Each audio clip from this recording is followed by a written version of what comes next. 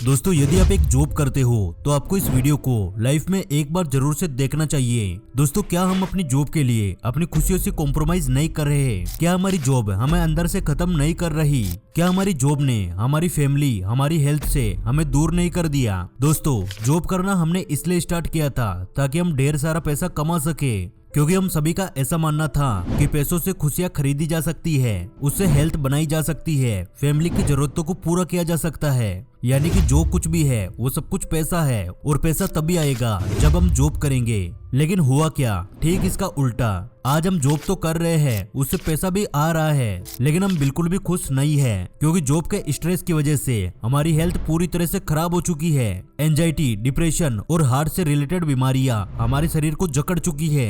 हम अपनी फैमिली को टाइम नहीं दे पाते हैं, जिससे कि हमारे रिलेशनशिप भी खराब होने लगे हैं और इन सब के बीच हमारी हैप्पीनेस कहीं ना कहीं खोती जा रही है। और ये सब कुछ जब होता है तो हमें बिल्कुल भी पता नहीं चलता, क्योंकि ये बहुत ही धीरे धीरे होता है। यदि अब तक आपने ये सारी चीजें एक्सपीरियंस नहीं की है तो दोस्तों तैयार हो जाइए, आने वाले टाइम में आपकी जॉब की वजह से ये सारी चीजें आप एक्सपीरियंस करने वाले हो। और ये मैं बातें हवा में नहीं बोल रहा, ये मेरा पर्सनल एक्सपीरियंस है। और कहीं ना कहीं इसी वजह से मैंने अपनी जॉब को क्विट करके इस बिजनेस को चुना।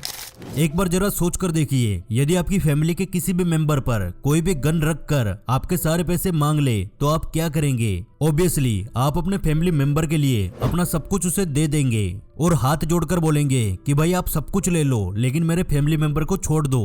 और ऐसी सिचुएशन में ना सिर्फ आप, हर एक इंसान, चाहे मैं खुद भी क्यों ना हूं, ऐसा ही करेंगे। क्योंकि ऐसा करने के पीछे कहीं ना कहीं हमारी साइकोलॉजी ये काम करती है कि भाई अगर जिंदा रहेंगे तो पैसे तो और कमा लेंगे, लेकिन अगर हमारे किसी खास इंसान को कुछ हो गया तो वह दोबारा कभी भी नहीं पा सकेंगे। वैसे देखा जाए दोस्तों तो ये सोचना एकदम सही है, इंसान की जान पैसे से ज्यादा कीमती होती है। लेकिन रियल लाइफ में हम ठीक इसका उल्टा करते हैं। हम पैसे कमाने के लिए अपने फैमिली मेंबर से हमेशा के लिए दूर हो जाते हैं और अपनी पूरी लाइफ पैसों के पीछे भागते हुए बिता देते हैं। और जब हमारी उम्र निकल जाती है तब हम बाद में पछताते हैं कि यार हमारा पूरा टाइम निकल गया और हम कभी भी अपनों को अपना टाइम नहीं दे पाए, अपने रिश्तेदारों से दूर रहे, अपनी फैमिली से दूर रहे। दोस्तों उस समय में रियलाइज होता है कि हमने तो अपनी पूरी जिंदगी केवल पैसा कमाने के पीछे भागते हुए निकाल दी।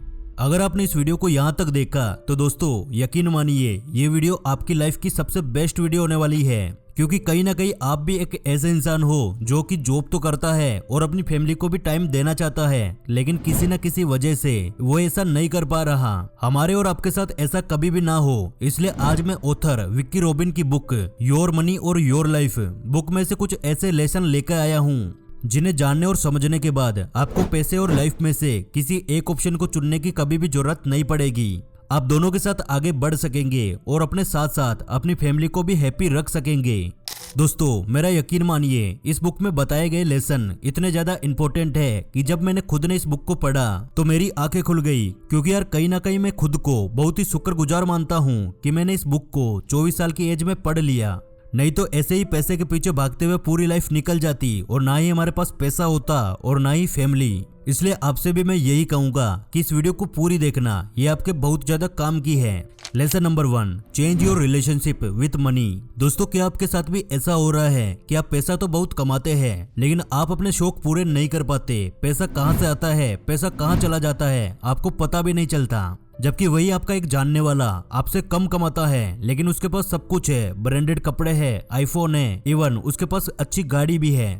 दोस्तों अगर ऐसा है तो आपके मन में ख्याल जरूर से आता होगा कि काश मेरे पास भी ये सब कुछ होता तो मैं भी अमीर दिखता। लेकिन दोस्तों इस बुक के ऑथर कहते हैं कि आपका ये अप्रोच बिल्कुल गलत है। पैसे होने का मतलब ये हरगिज नहीं है कि आप उन पैसों को मेटेरियलिस्टिक चीजों पे बर्बाद करें, क्योंकि मेटेरियलिस्टिक चीजें आपको बहुत ज्यादा खुशी नहीं दे सकती, वे एक लिमिट में खुशी दे सकती है जो कि कुछ ही दिनों में खत्म हो जाती है। आइए इसे हम जेनी की स्टोरी से समझते हैं। दोस्तों जेनी एक एम्बिशियस लड़की थी। अपनी फ्रेंड्स की लाइफस्टाइल को देखकर वो भी एक अच्छी लाइफ जीना चाहती थी, जिसमें अपनी खुद की गाड़ी हो, घर हो और ब्रांडेड कपड़े हो, अच्छा मोबाइल हो। जेनी इसके लिए काफी हार्डवर्क करती थी, जिससे कि जल्द से जल्द उसे एक अच्छी जॉब मिल जाए और वे भी अपनी फ्रेंड की तरह एक अच्छी लाइफ जी पाए।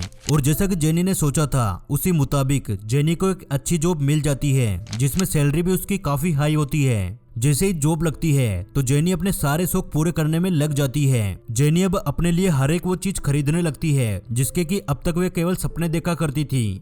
जैसे अपनी खुद की गाड़ी, बड़ा घर और ब्रांडेड कपड़े।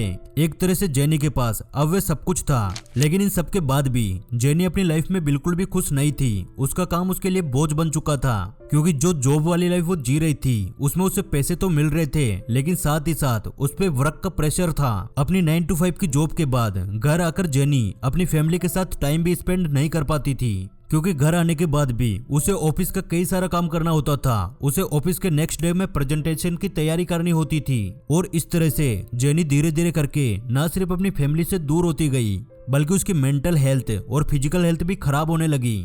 इसलिए दोस्तों, यहाँ आपको दो बातें समझनी बहुत ज्यादा जरूरी है। फर्स्ट, काम हमेशा वही कीजिए जिसमें आपको खुशी मिले। अगर आपको अपने काम से खुशी नहीं मिल रही तो एक समय बाद आप अपने काम से बोर हो जाएंगे और उसे छोड़ने के लिए तरसने लगेंगे, और एक टाइम बाद आप उस काम पे इस तरह से डिपेंड हो जाएंगे कि आप मजबूरन उस काम को कभी भी छोड़ नहीं पाएंगे। एंड सेकंड, आपको अमीर बनना है या फिर वेल्दी बनना है, यह आप पहले ही डिसाइड कर लो। दोस्तों ध्यान दीजिएगा, अमीरी वो है जो कि नजर आती है, जैसे महंगी गाड़ियां, बंगले और ब्रांडेड कपड़े, जबकि वेल्थ नजर नहीं आता है, जैसे इन्वेस्टमेंट, प्रॉपर्टी और बिजनेस। अगर आपका कोई ऐसा दोस्त है जिसकी इनकम आपके बराबर है, लेकिन वो आपसे महंगी बाइक चलाता है, उसके पास आपसे महंगा मोबाइल है, तो आप ये बात मानकर चलिए कि वो दिखने में तो अमीर है, लेकिन असल में वे पूरी तरह से खोखला हो चुका है, और आपके पास उसके कंपैरिजन में उतना पैसा ज्यादा है जितना उसके पास महंगी चीजें हैं। दोस्तों, कोरोना पेंडेमिक से पहले बहुत से लोग अपनी लाइफ में खुशी खुशी एंजॉय कर रहे थे, इस बात से बिल्कुल अनजान होकर कि कोविड आएगा और उसकी लाइफ को पूरी तरह से बर्बाद कर देगा। कोविड में किस तरह से बहुत से लोगों ने पैसों की कमी की वजह से अपनी जान गंवा दी थी, तो वहीं कईयों की जिंदगी पूरी तरह से तबाह हो गई थी। बट जिन लोगों ने अच्छी सेविंग की थी, अपने पैसे को सही जगह इन्वेस्ट किया था, कोविड के समय सरवाइव करना उन लोगों के लिए बहुत ही ज्यादा आसान हुआ, और कोविड के बाद धीरे धीरे वे फिर से नॉर्मल लाइफ में जीने लगे। लेकिन जो लोग बर्बाद हो गए वो कोविड के बाद भी काफी टाइम तक कर्ज में डूबे रहे। इसलिए दोस्तों, अगर आप अपनी और अपनी फैमिली की लाइफ को सेव करना चाहते हैं तो पैसे के साथ अपने रिलेशन को भी बिल्कुल चेंज कर लीजिए। अगर आपके पास पैसा है तो उसमें से कुछ पैसा सेव कीजिए और उसे इन्वेस्ट कीजिए।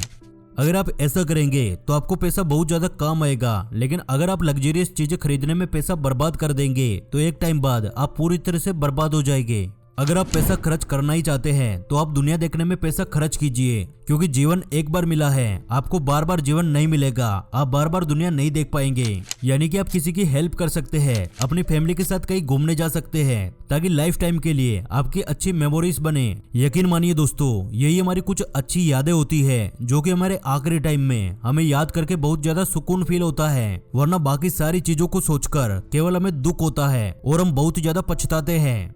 Lesson number 2, invest for a purpose.